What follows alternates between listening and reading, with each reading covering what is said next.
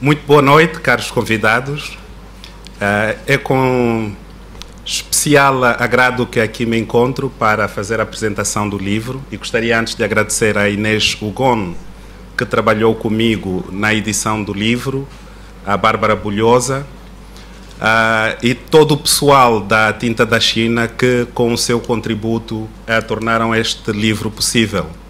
Eu tenho feito uns relatórios e os últimos acabaram apenas por ser publicados online devido à censura em Angola e esta foi uma grande oportunidade, apesar da distância.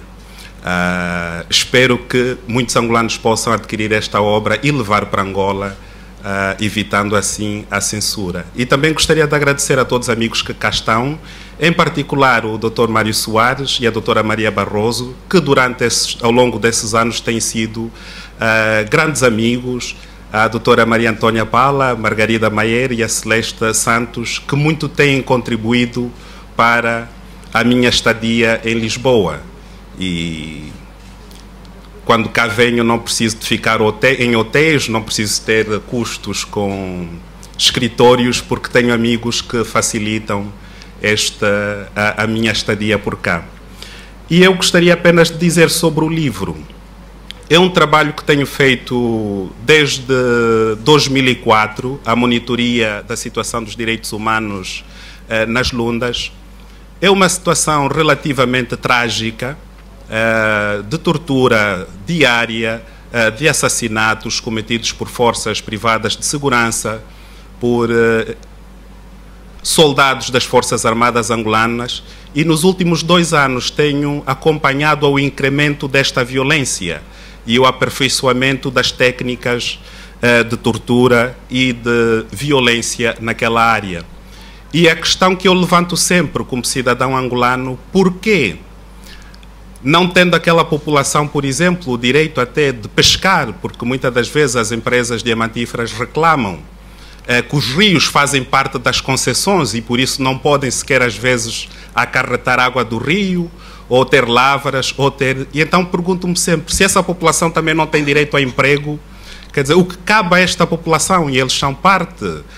Estou a falar de um território com o tamanho de Portugal ou um pouco maior que Portugal, onde as populações vivem numa situação extremamente terrível.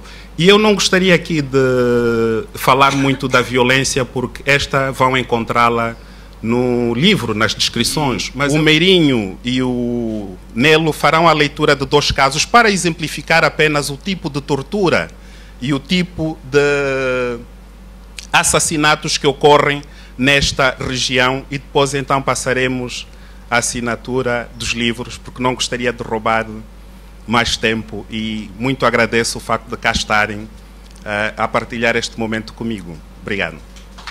Dia 12 de dezembro de 2010. Ilha do Rio Quango, localidade de Domingos Vaz, município de Chamuteba.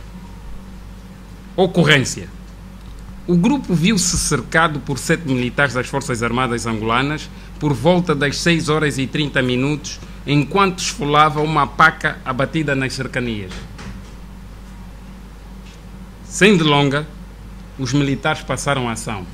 O sargento Fininho, que comandava as tropas, torturou-me 100 vezes com um cabo de pá nas plantas dos pés, 38 vezes nas nádegas e mais 30 nas palmas das mãos. Eu sou James Almeida Manuel, o chefe do grupo. De acordo com o chefe dos garimpeiros, outro membro da sua equipa, Afonso, sofreu o mesmo castigo por ter argumentado sobre os seus direitos. Num ato de condescendência, conta o entrevistado, o sargento Fininho reduziu pela metade a dose aplicada ao mais velho Paulo, de 50 anos. Os outros garimpeiros também mereceram atenuação com a tortura reduzida pela metade.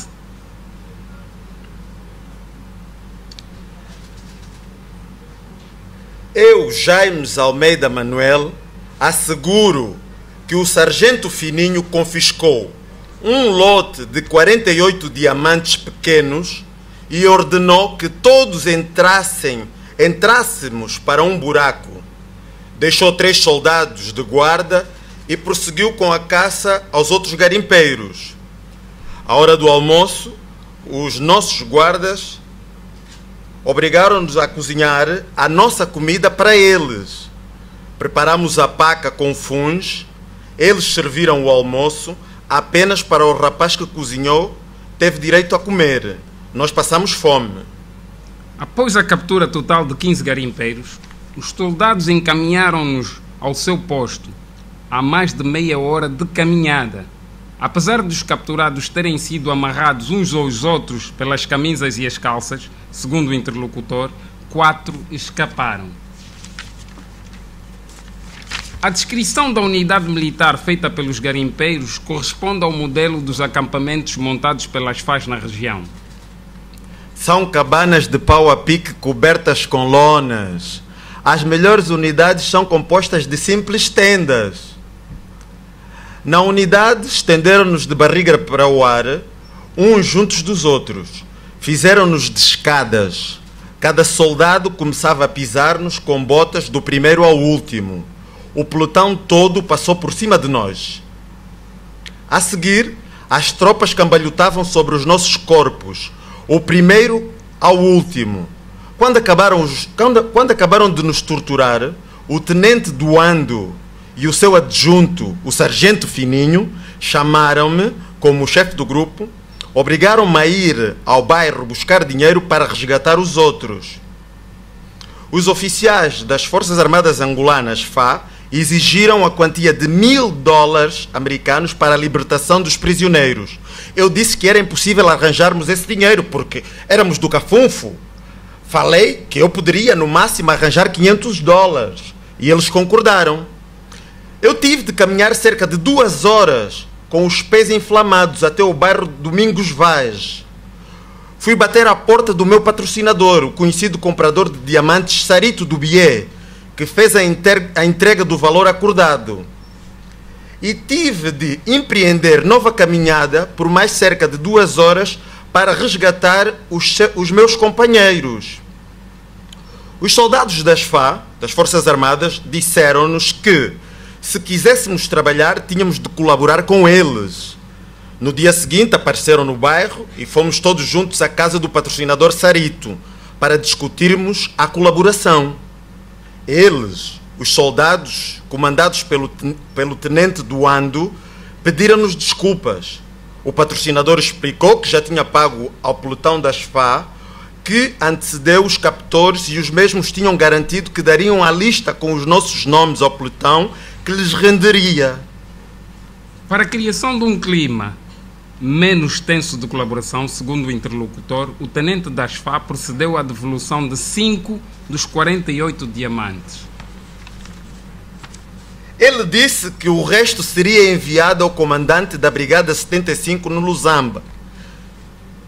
Eu, James Manuel da Almeida, fiquei enfurecido quando o patrocinador aceitou os termos da corrupção impostos pelos militares. Desisti do grupo e regressei imediatamente para a minha casa. 2 casos paradigmáticos. Vala Comum, o enterro de garimpeiros vivos, e Teleservice, a morte acatanada. Como vês, neste mundo há 2 tipos de pessoas, caro amigo. Os que têm armas carregadas e os que cavam. E tu, cavas. A 5 de dezembro de 2009, uma patrulha de soldados das Forças Armadas Angolanas enterrou 45 garimpeiros vivos que se encontravam num túnel a trabalhar em Kavuba, na fronteira entre a comuna do Luremo, a 30 km a norte de Cafunfo, e o município de Chamuteba. Eu, Linda Moisés da Rosa, afirmo que os soldados avisaram o Sobangana Katende, do bairro Kavuba, para que este ordenasse a retirada imediata dos garimpeiros da área sob pena de morte. O meu filho, Quito Eduardo Antônio, primogênito, estava lá e avisou ao irmão para retirar-se. O Pereira disse que não, porque tinha recolhido cascalho e tinha antes de o lavar. Os soldados chegaram com minas, arrancaram os paus que reforçavam a cobertura do buraco escavado em forma de túnel e fizeram-no desabar. Estavam lá 45 garimpeiros. Os soldados foram-se embora. Foram-se embora. Segundo aquilo que eu vi, morreram ao todo 45 garimpeiros. As pessoas não tinham coragem de retirar os cadáveres. O Quito recuperou o corpo do irmão. Quito, meu filho, não é? O Marco João, que é aqui do bairro da Antena, onde vive a mãe, e de um congolês chamado Karinique, seu amigo. Portanto, o Quito só conseguiu recuperar 2 corpos. Eu, pessoalmente, a mãe do Marco e muita gente do Loremo, onde muitas mães perderam os filhos também, fomos à polícia. Estes mandaram-nos ir ter com os soldados da SFA. Os militares correram conosco com as armas da unidade ao lado do Hospital do Cafunfo. Em março de 2010, durante uma das visitas de pesquisa ao Quango, gravei a conversa que tive com Linda Moisés da Rosa em companhia do editor do Wall Street Journal, Michael Allen. No regresso a Luanda, dirigi-me ao Estado-Maior-General das FARC com o propósito de dar a conhecer a gravidade dos abusos do Exército no Quango, às chefias militares em Luanda.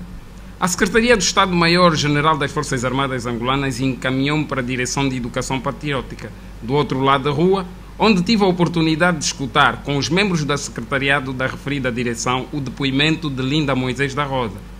Estes manifestaram horror perante o que ouviram e tomaram nota dos meus contactos para informação à sua chefia.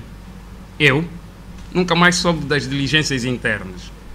A 30 de abril de 2010, o Semanário Angolense revelou o conteúdo do depoimento de Linda Moisés da Rosa, enquanto as FARC ignoraram o caso. O mesmo aconteceu quando, a 19 de junho de 2010, o Wall Street Journal publicou uma longa reportagem, Diamantes de Sangue ressurgem em Angola, fazendo referência aos 45 garimpeiros enterrados vivos pelas Forças Armadas angolanas. O Exército nem sequer respondeu às solicitações para comentar sobre o assunto.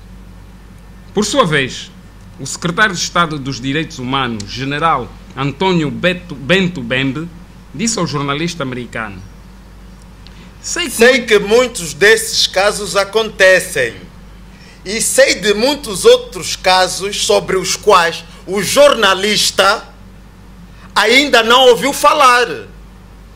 Apesar da sua disponibilidade para falar, a posição do secretário de Estado dos Direitos Humanos é controversa. Contra o general Bento Bembe, pede um mandato internacional de captura por suspeita de terrorismo. Teleservice, morte à catanada.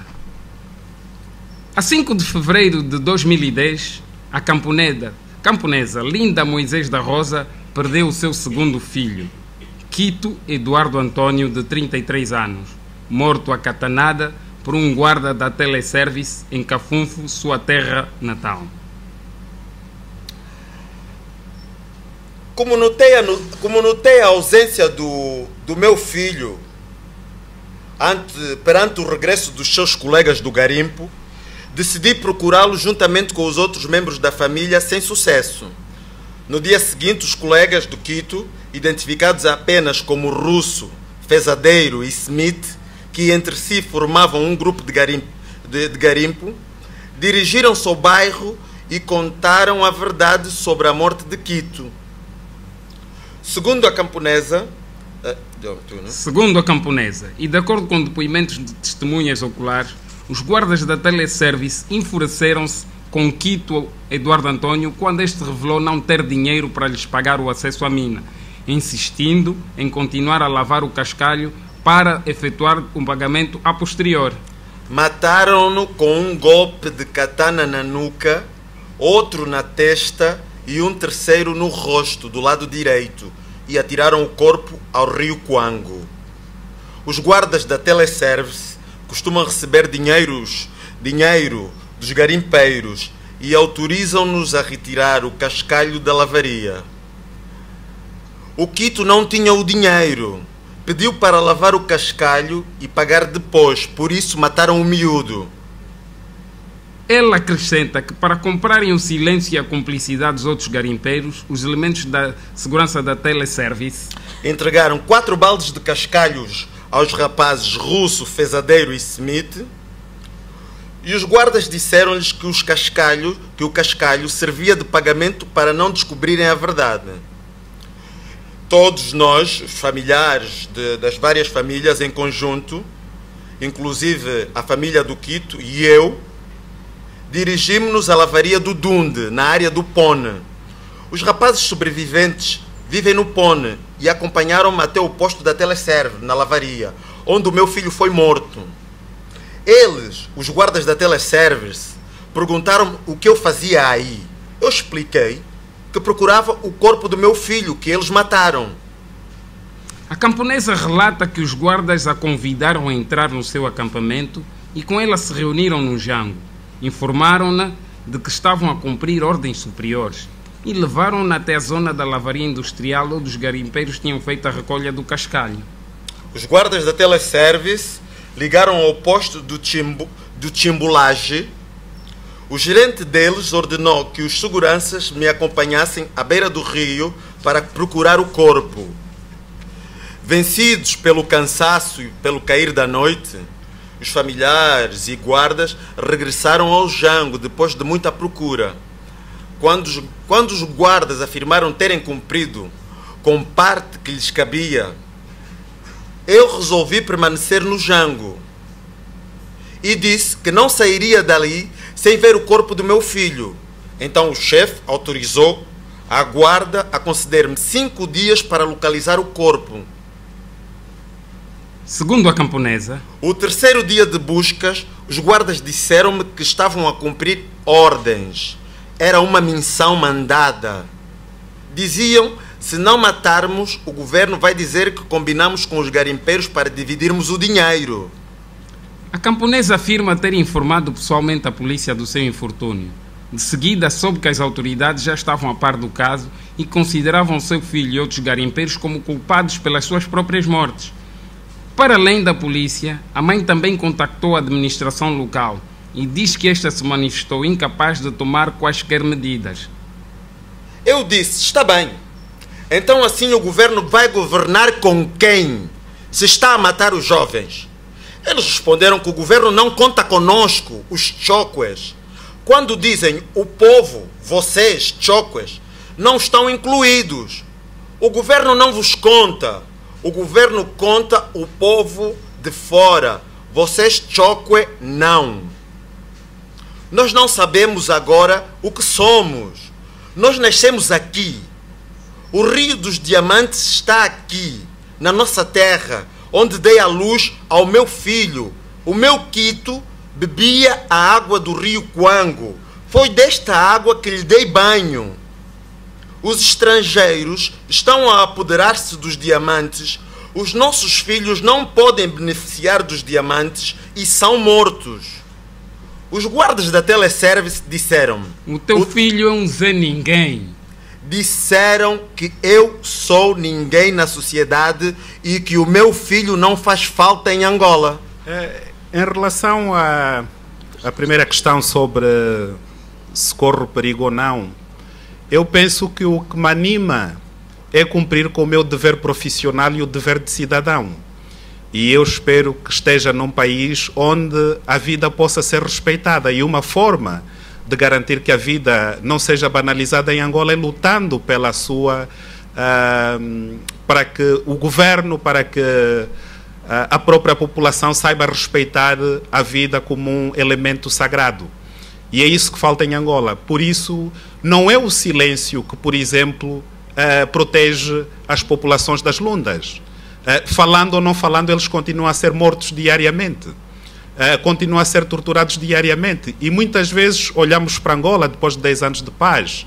A situação de violência, por exemplo, que ocorreu com as recentes manifestações, nas recentes manifestações, os jovens pediram autorização, foram torturados pela polícia e foram condenados por desobediência, não é? Mesmo tendo tido autorização para se manifestarem. Então não é o silêncio que protege a vida em Angola. E eu compreendi isso muito cedo.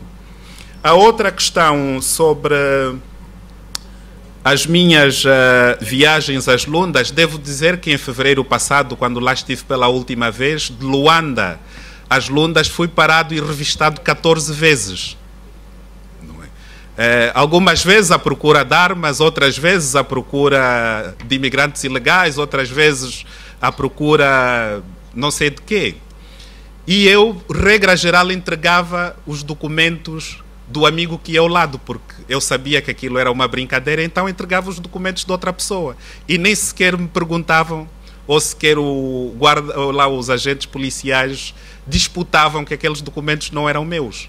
Isso só para ter uma ideia. E também há emboscadas, há uma série de... É uma viagem que leva para aí 16 a 18 horas, em estradas extremamente difíceis.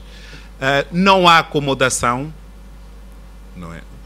Nesses lugares o indivíduo fica nas cabanas das comunidades locais. E eu lembro uma vez de ter pago uma refeição de funs com feijão por $30 porque não havia comida, porque destroem as lavras.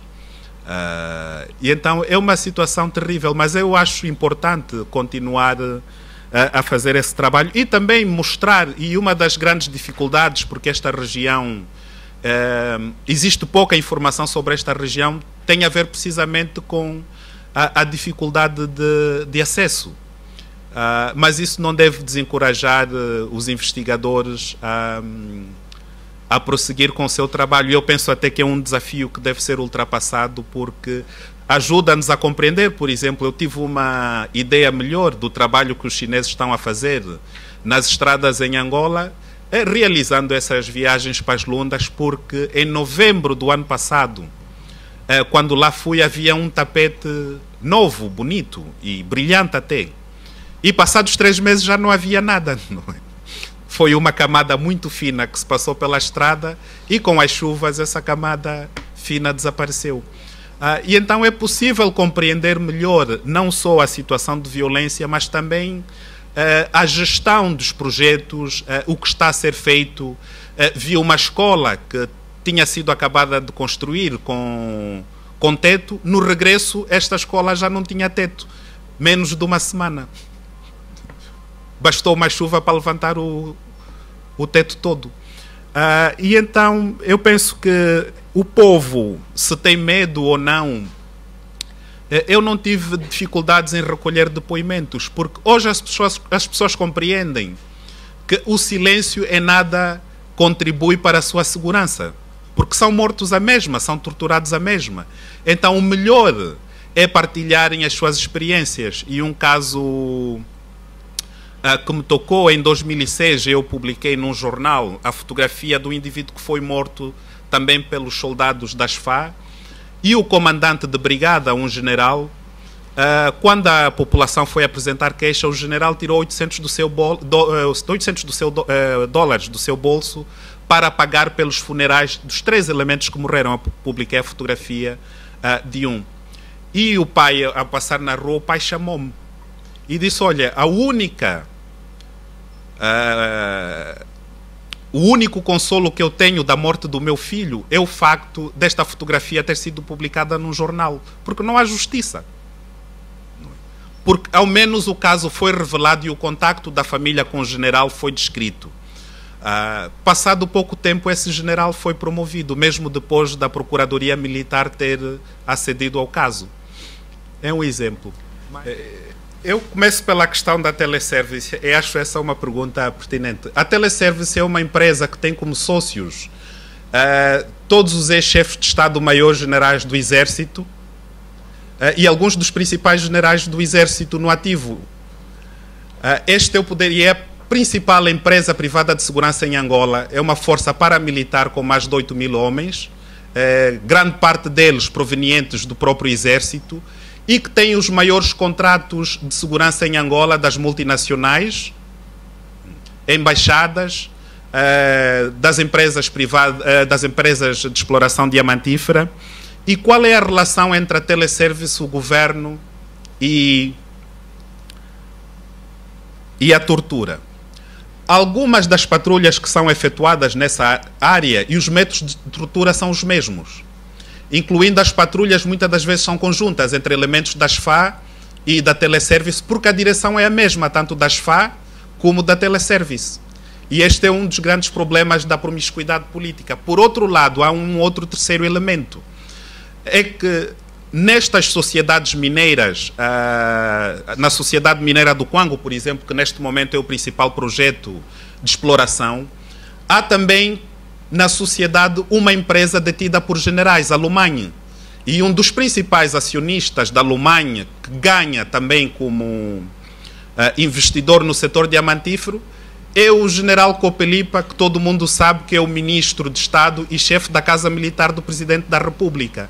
Por aí vê o poder que estes indivíduos, da impunidade que estes indivíduos concedem tanto à Teleservice como às próprias empresas diamantíferas, que muitas das vezes utilizam as suas próprias sedes para a tortura destes elementos.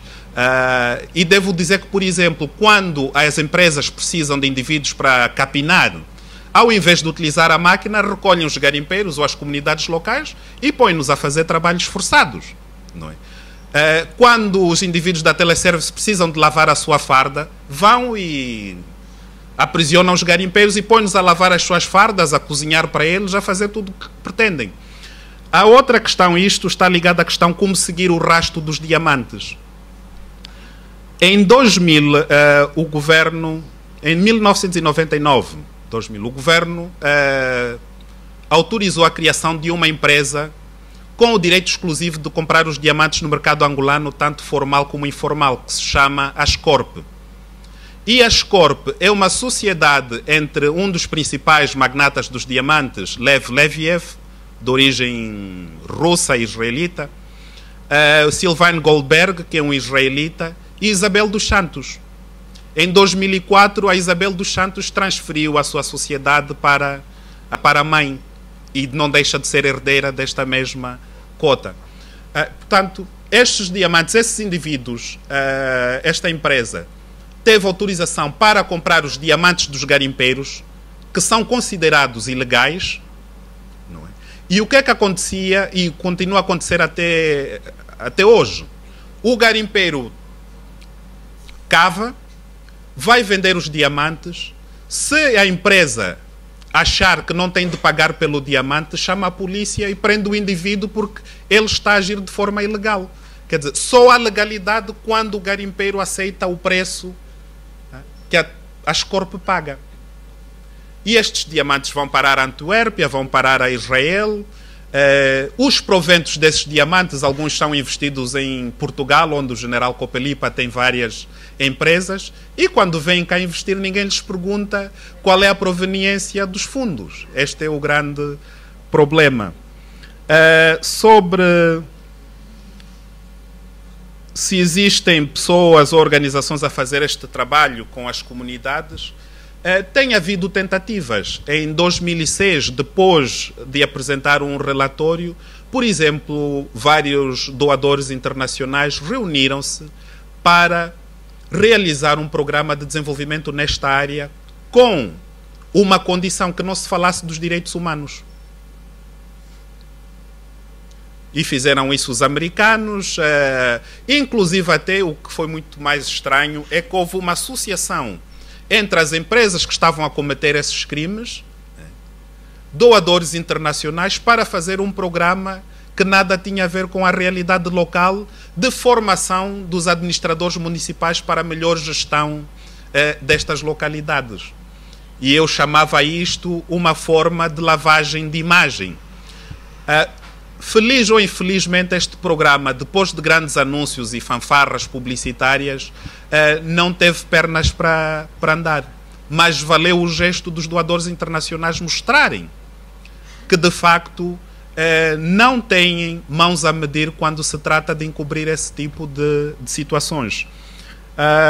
Se haverá lançamento noutros países, eu já fico muito contente que a Tinta da China tenha produzido o relatório em livro, e se eventualmente for contactada para apresentar o livro noutros países, ficarei muito mais feliz ainda. Mas de momento eu penso que a partir daqui muitos angolanos podem comprar a obra e levar para Angola, que é o mais importante para mim. Respondo a mais 3 questões e estamos por encerrar.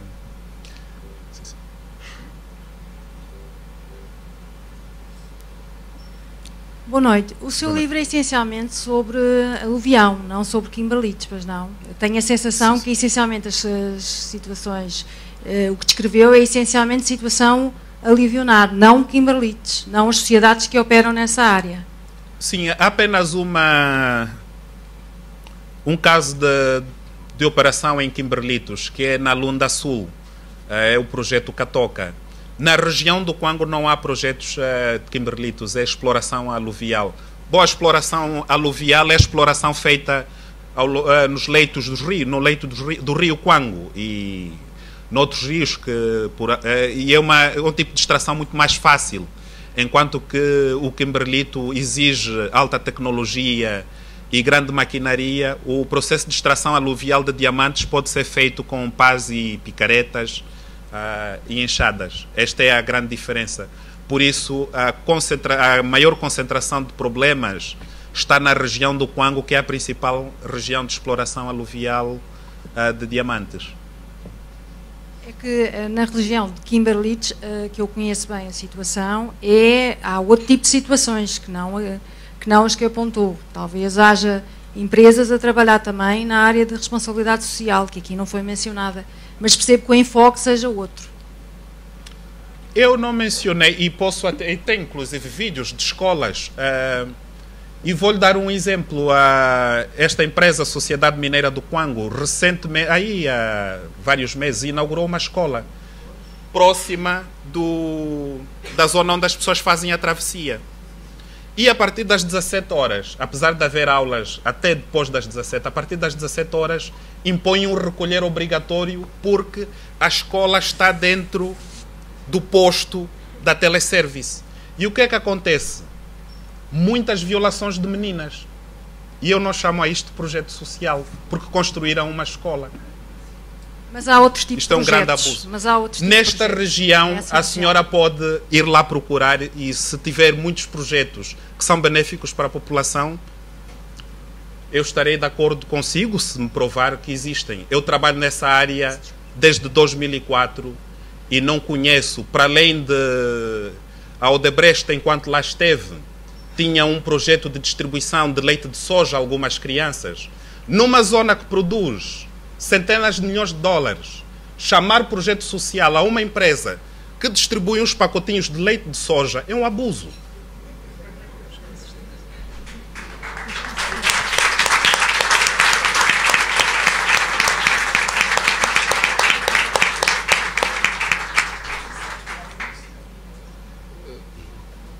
Sr. Rafael Marques, eu gostaria de lhe pôr mais 2 perguntas de tão importância.